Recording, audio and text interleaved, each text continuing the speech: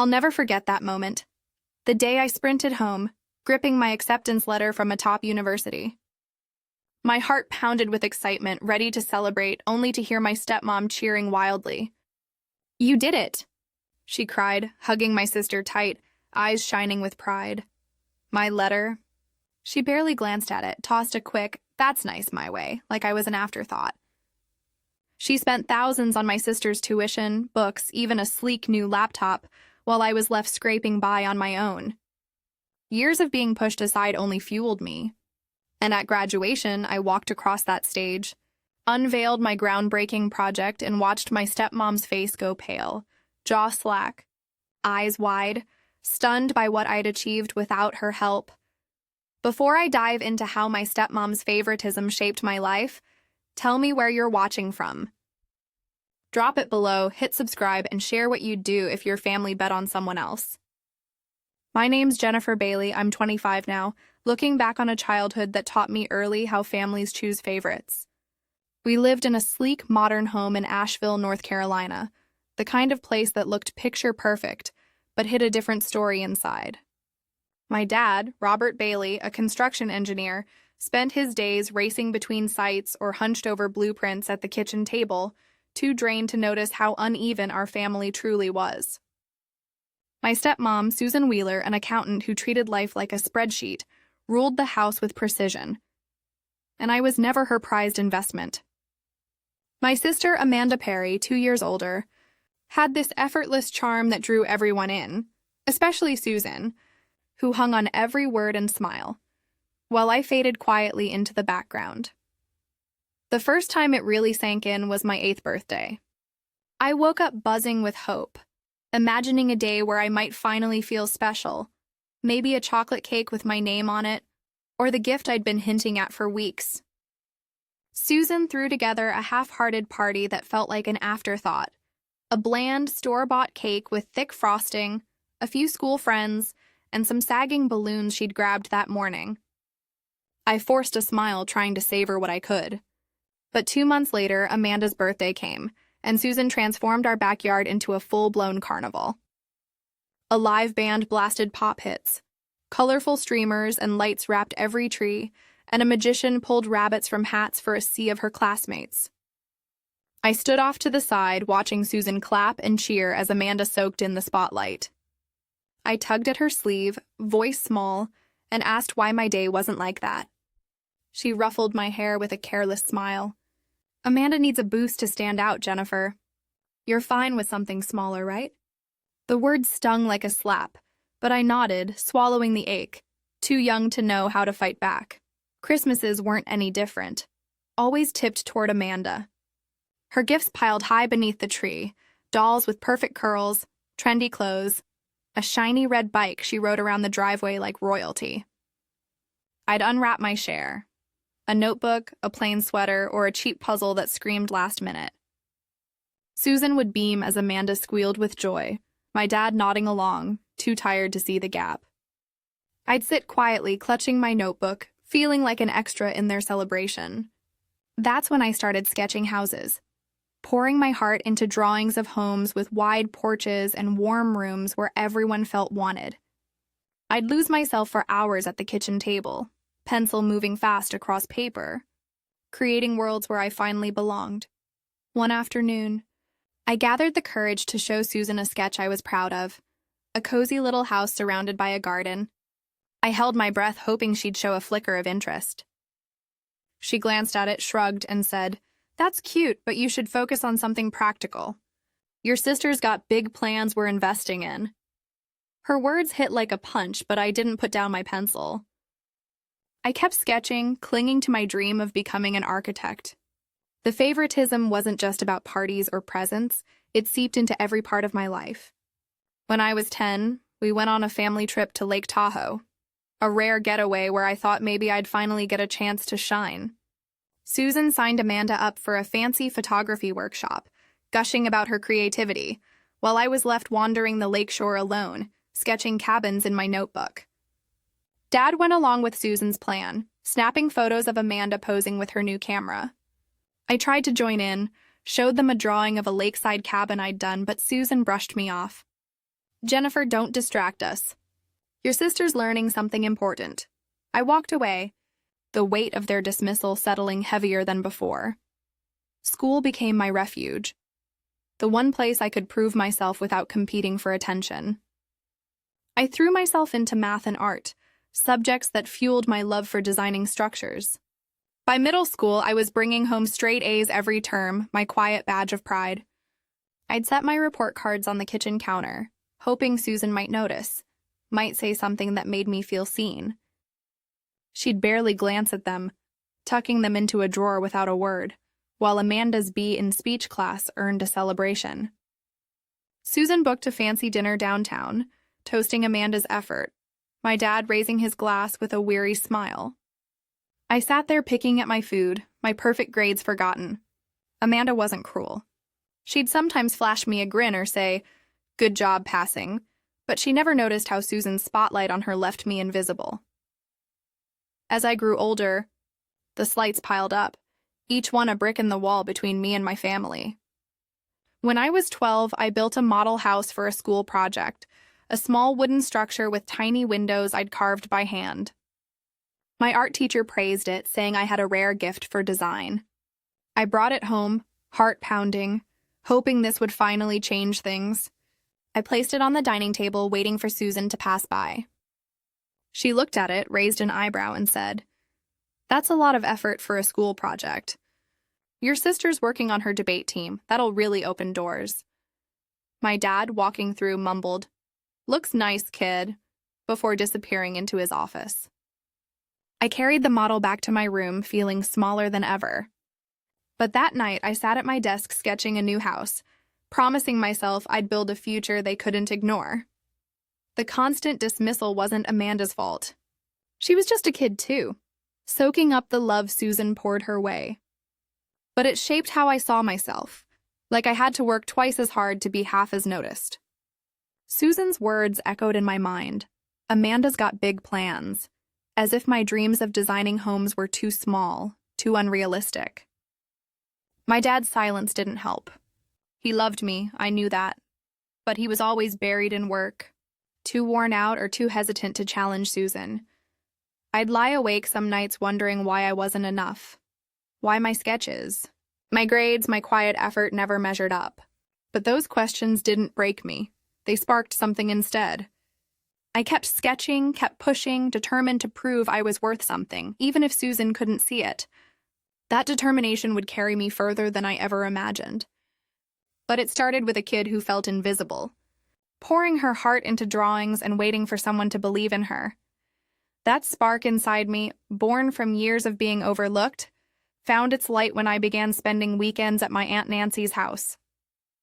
She wasn't like Susan. She saw something in my sketches, in the way I imagined homes, and made me believe I could bring them to life one day. Nancy Turner, my dad's older sister, was a retired interior designer who lived in a cozy bungalow just outside Asheville, filled with art books and fabric swatches. Her home felt like a sanctuary, unlike ours, where Susan's sharp tone and Amanda's constant spotlight drowned everything else out. Every Saturday, I'd hop on my bike, pedal over, and lose myself in her world. Nancy would pull out old drafting paper, hand me a pencil, and say, "Jennifer, show me what's in that head of yours."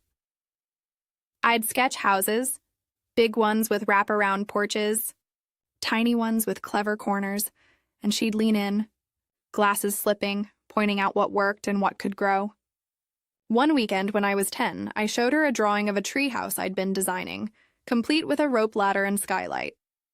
I braced for a shrug, expecting the Susan treatment, but Nancy's eyes lit up.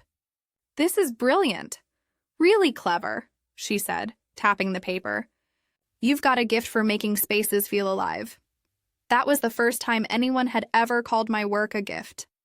She dug out an old copy of design software from her office, some clunky program she'd used back in the 90s, and loaded it onto her ancient desktop. "Play with this," she told me. "It's how real architects start." I spent hours clicking through it, building digital houses, my confidence growing with every line I drew. Nancy didn't just teach me skills, she gave me belief. "You can change the world with these ideas, Jennifer," she'd say, her voice steady. Don't let anyone tell you otherwise. Those words became my anchor, something to cling to whenever Susan's dismissals cut too deep. Back at home, the contrast was harsh. Susan kept her spotlight fixed on Amanda, cheering her on at every school event, framing her certificates like trophies. When Amanda won a middle school debate contest, Susan threw a dinner party, inviting neighbors just to brag about her star. I'd sit quietly, my own achievements, a perfect math test, a glowing art project review, tucked away in my backpack.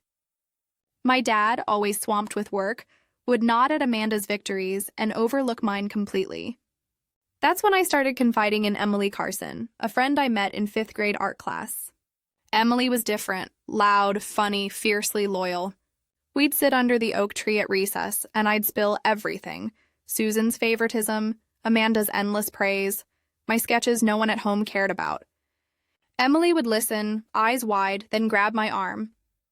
"Jennifer, your drawings are incredible. You're going to design houses that make people happy someday." Her words, raw and sincere, kept me going, made me feel seen when my family barely looked my way. Emily wasn't just talk. She pushed me to act. When we were 12, our school announced a contest to design a new playground. I hesitated, Susan's voice echoing in my head, calling my dreams impractical. But Emily wouldn't let me back out. "You're doing this," she said, dragging me to the library to brainstorm. I poured weeks into the project, designing a playground with ramps for kids in wheelchairs and a climbing wall shaped like a mountain. Nancy helped too, suggesting materials, tweaking angles, her feedback sharp but kind. I submitted my plan, heart-pounding, half expecting to lose. When they announced I'd won first place, Emily screamed so loud the entire auditorium turned to stare.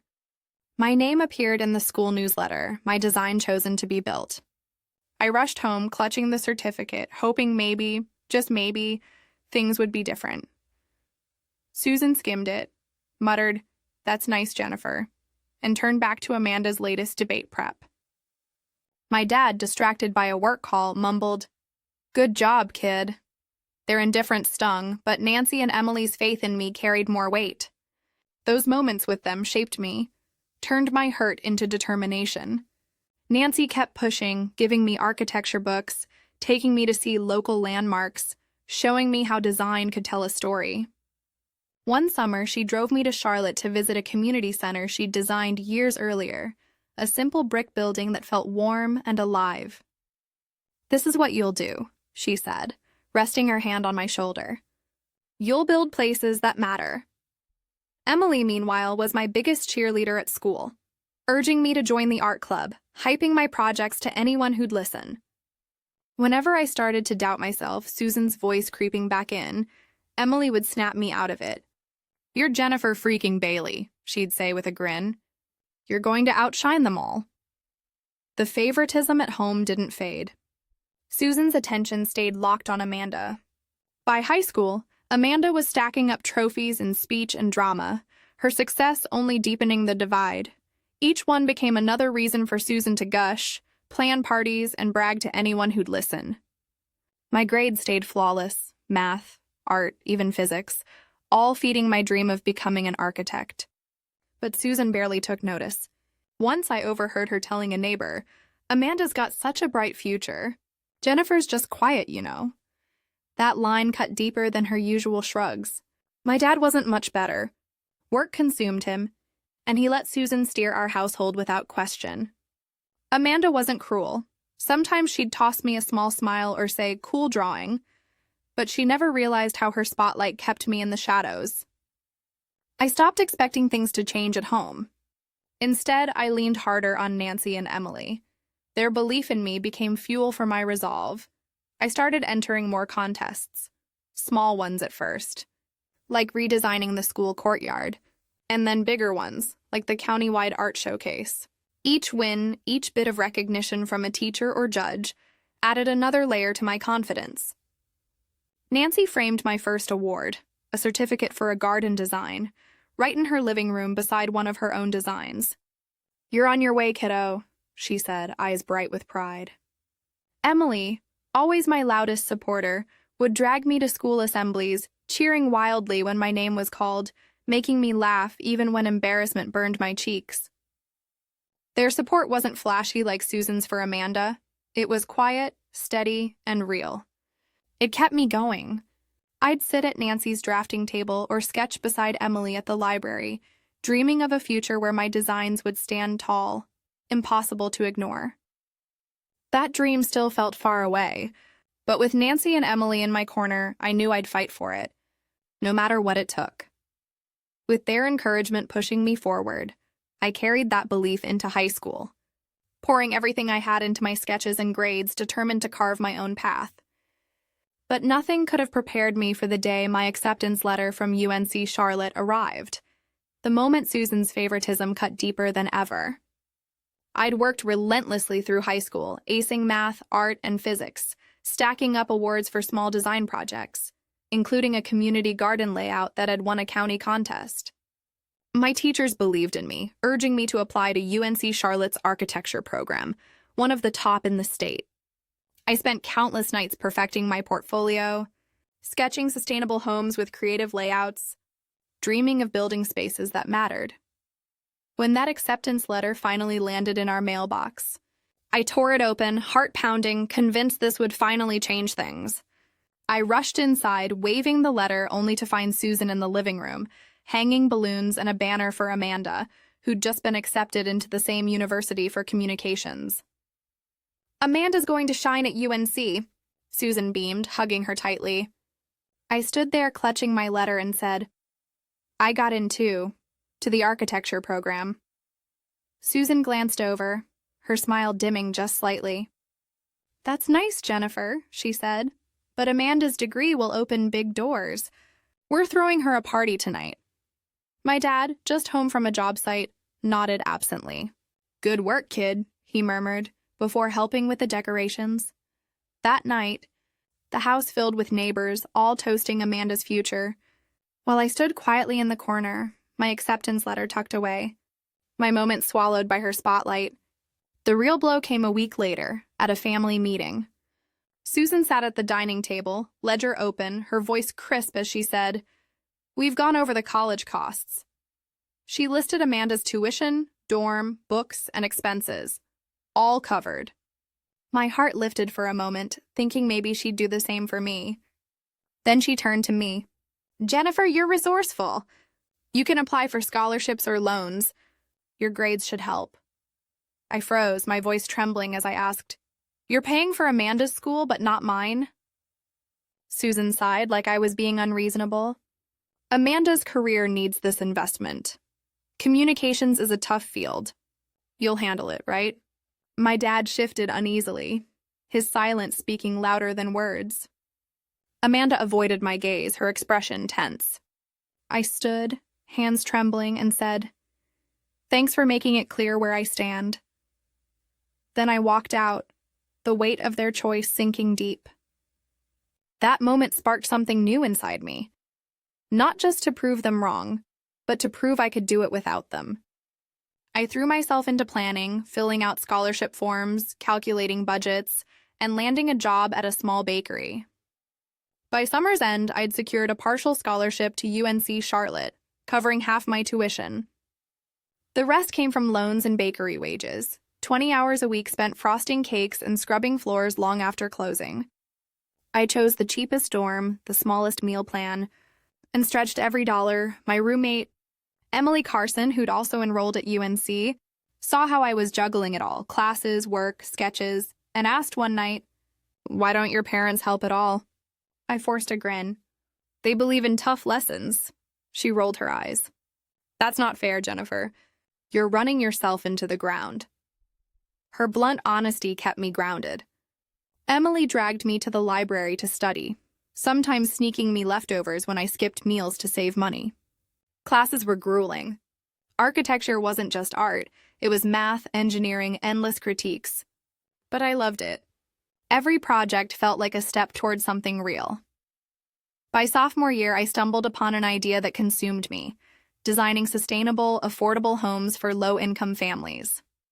I sketched blueprints with solar roofs, rainwater systems, and clever space-saving layouts. It wasn't just an assignment, it was personal, a way to build homes where no one felt invisible. I'd stay up past midnight refining designs, fueled by caffeine and Susan's dismissive voice echoing in my head. My professors noticed. One, Dr. Michael Hall, pulled me aside after class. "Your designs have heart, Jennifer, but they need refinement. Keep pushing." His words stuck, and I did, pouring every spare moment into my project. The grind wore me down. I'd rush from the bakery, still dusted with flour, to class, then straight to the studio, barely sleeping. My loans grew, and the scholarship couldn't cover software or materials. Some nights I'd stare at my dwindling balance, wondering if I'd make it to graduation. Susan's words haunted me. "You'll figure it out." Figuring it out meant skipping meals, reusing sketch pads, and avoiding campus events to save money. Emily saw me crashing one night after a 12-hour shift. I collapsed on the dorm couch, too tired to move. "You can't keep doing this," she said, handing me a sandwich. "You're strong, but you don't have to fight alone." She'd often sit with me in the studio, quizzing me or just keeping me company. A lifeline when I felt like sinking. Going home brought no relief. During breaks, I'd return to Asheville hoping things had changed. But Susan only gushed about Amanda's college life, her internships, sorority, all funded. My updates, top grades, a design win, earned a polite nod or a distracted, "That's great, Jennifer," before the talk shifted back to Amanda. Once I mentioned my sustainable housing project, hoping it might spark interest. Susan interrupted. "Sounds ambitious, but Amanda's got a big presentation. We're helping her prep." My dad barely looked up from his phone. After that, I stopped trying. Their indifference hurt too much. Aunt Nancy, though, never let me drift. She called every few weeks, asking about my projects, sending articles about eco-design. "You're building something that matters," she'd say, warmth in her voice. Once she mailed me an old drafting tablet, a used model but precious to me. "Use it to make those homes real," her note read. I clutched that tablet like gold, sketching with a focus I didn't know I had. Every line felt like proof that I didn't need Susan's money or approval. Emily pushed me to submit my project to a regional design showcase. I hesitated. Susan's impractical label still stung, but Emily insisted. "You're not letting her win." I entered and placed third. It was a small victory, but enough to remind me I was on the right path. By junior year, my sustainable housing vision had evolved. Blueprints for homes that could genuinely change lives. Homes like the ones I wished I'd grown up in, where no one felt like an afterthought. But the toll, financially, physically, emotionally, was brutal. Some nights I fell asleep with ink-stained hands, wondering if I could keep going. Susan's voice echoed again and again. "Amanda's career needs this investment."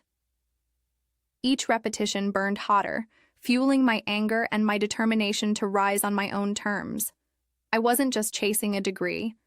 I was fighting to prove my worth, to create something so undeniable that even Susan couldn't ignore it.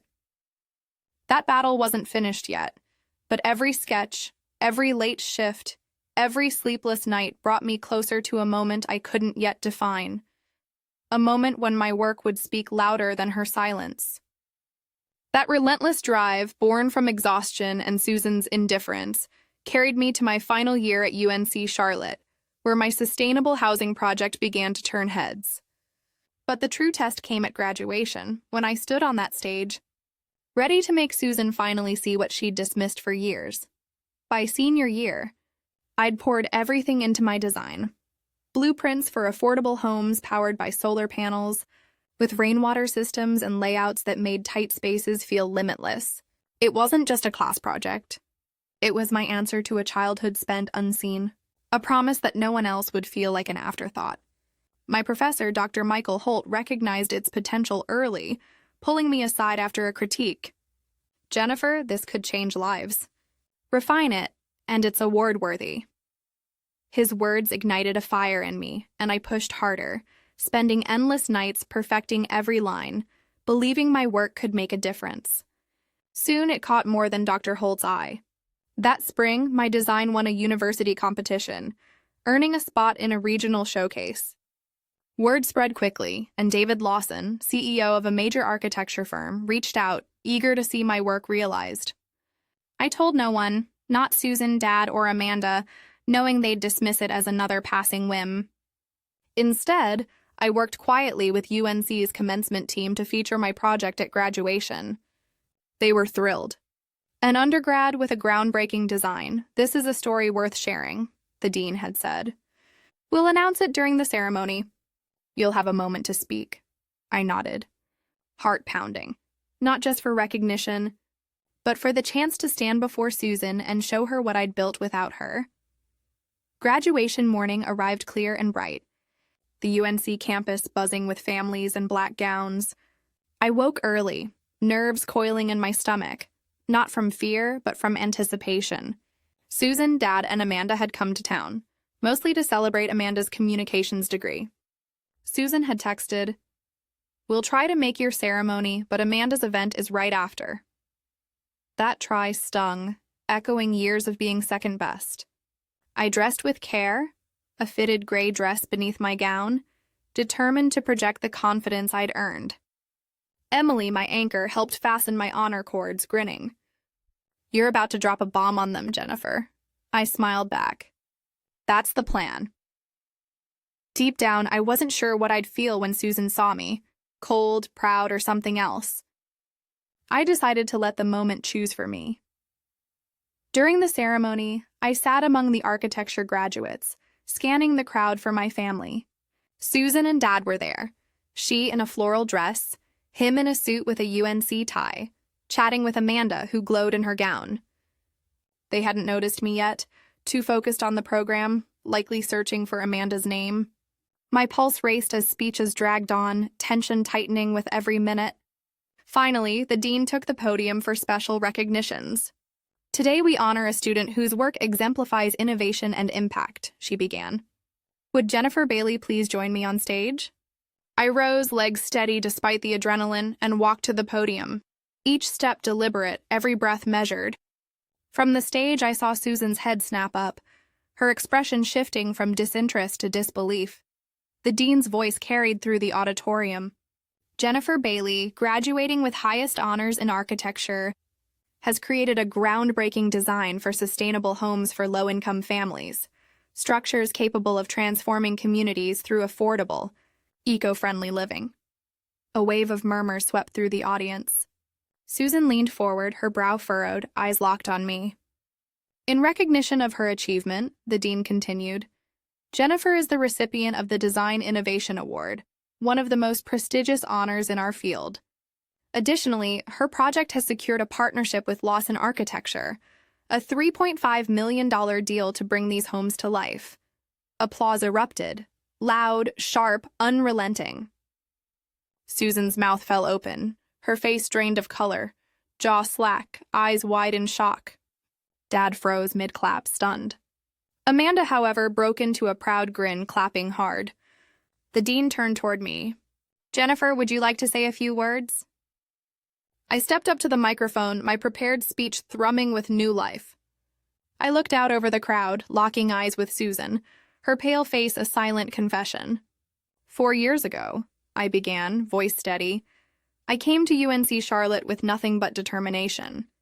No financial help from my family, just loans, long nights at a bakery, and faith that my work could matter. I built this project through countless hours in the studio, driven by a vision of homes where everyone is seen and valued.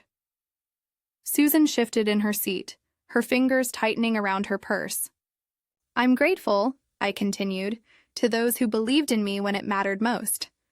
My Aunt Nancy, my friend Emily, and my professor, Dr. Holt, they believed in me when others didn't." I paused, letting the silence stretch, the absence of my family's names heavy in the air. "This award, this partnership," I said, "they're proof that perseverance can turn dreams into reality, even when the people closest to you bet against you." The crowd erupted again, louder this time, some rising to their feet. Emily's cheer cut through the noise. Susan sat frozen, her face drained of color, while Dad stared at the floor. Amanda kept smiling, her eyes glassy with emotion. The rest of the ceremony passed in a blur, My name called, my diploma handed over, the applause somehow louder than for anyone else. Afterward, I made my way through well-wishers, classmates, and professors. Dr. Holt hugged me tightly. "You did it, Jennifer." Emily appeared next, practically tackling me. "You killed it up there," she laughed. Before I could respond, a tap on my shoulder made me turn. Susan stood there, her makeup smudged, Dad and Amanda hovering behind her. "Jennifer," Susan began, her voice trembling. We had no idea. This is incredible. Congratulations." Dad cleared his throat, his voice rough. "I'm proud of you, kid." Amanda stepped forward, her tone soft. "I always knew you were amazing, Jen. I'm sorry I didn't say it sooner." Their words landed, but not the way I'd once imagined. Years ago, I would have ached for this, for their approval, their remorse, but now it felt hollow. I met Susan's eyes, my voice calm but edged with truth. "Would it have mattered if I told you? You made it clear my dreams weren't worth your time." "Amanda's were." Susan flinched, her gaze darting away. "We thought you were fine on your own." "So capable." "Capable doesn't mean I didn't need support," I said evenly. "Imagine what I could have done without scraping by, without carrying the weight of your indifference." Dad stepped closer, guilt etched on his face. "We messed up, Jennifer." Amanda nodded faintly. "I should have spoken up." "You deserved better." I took a breath, grounding myself. "I didn't need your money to get here. And I don't need your pride now. But if you want to know me, not just this moment, but who I really am, we start by being honest about the past." Susan's eyes shimmered with tears, but she nodded. Dad murmured, "We'll make time." Amanda reached for my hand. "Let's talk soon, okay?" I didn't promise anything. Years of hurt couldn't dissolve in a single conversation. Emily, watching from nearby, raised a brow. "You good?" I nodded. "Yeah, I am." Dr. Holt called me over for a photo with the dean, and I walked away, leaving Susan's pale, remorseful face behind, stepping into a future defined by my work, not their approval. That stage, that moment, wasn't just a victory.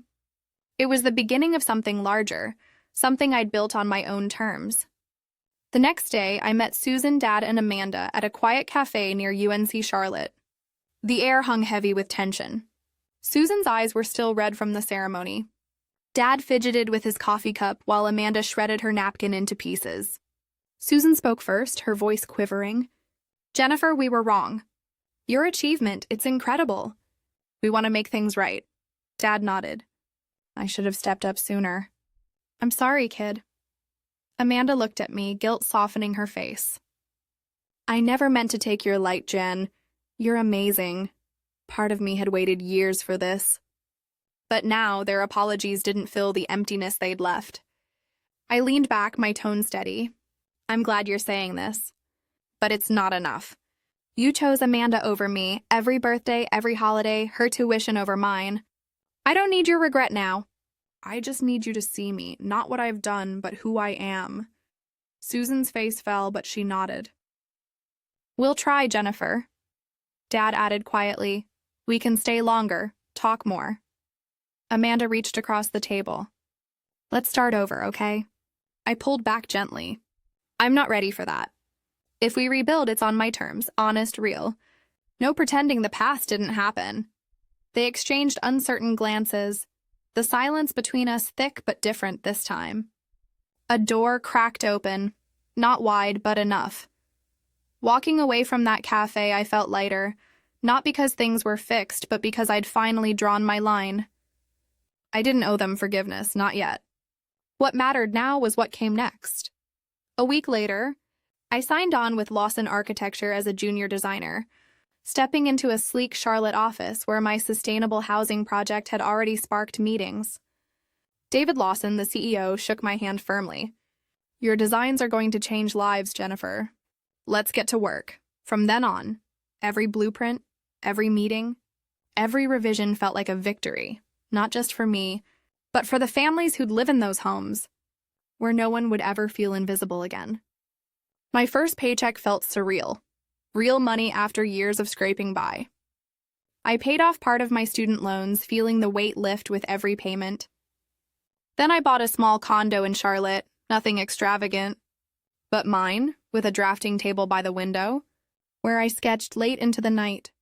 6 months later, I used part of my signing bonus to start the Nancy Turner Scholarship at UNC Charlotte, named for the aunt who had seen my spark when I was just a kid. It would help architecture students with financial need, dreamers like me who had no safety net. When I told Nancy, her voice cracked over the phone. "I'm so proud of you, Jennifer. You're giving others what I gave you." Susan and Dad offered to contribute to the fund, Dad's voice hesitant. "Would you let us help?" I paused before answering. "Maybe one day, but this is mine to build." It was a small step, but it felt right. My way of honoring Nancy, not their guilt. Work consumed me, but in the best way. The housing project expanded. Our first prototype broke ground in a low-income Charlotte neighborhood, a modest house with solar panels gleaming in the sun. Dr. Michael Hull, now a mentor, visited the site. "This is why we teach, Jennifer. You're making a difference." Emily, still my rock, came too, cracking jokes about my hard hat, but tearing up when she saw the finished frame. "You did this," she said, hugging me tight. Standing on that dirt lot, watching my designs take shape, I realized I'd built something far bigger than Susan's indifference. My family wasn't gone, just evolving. Susan started texting, awkward at first, and asking about my projects, my life. I replied sparingly, testing her effort. Dad called monthly, his voice softer now, asking about my designs.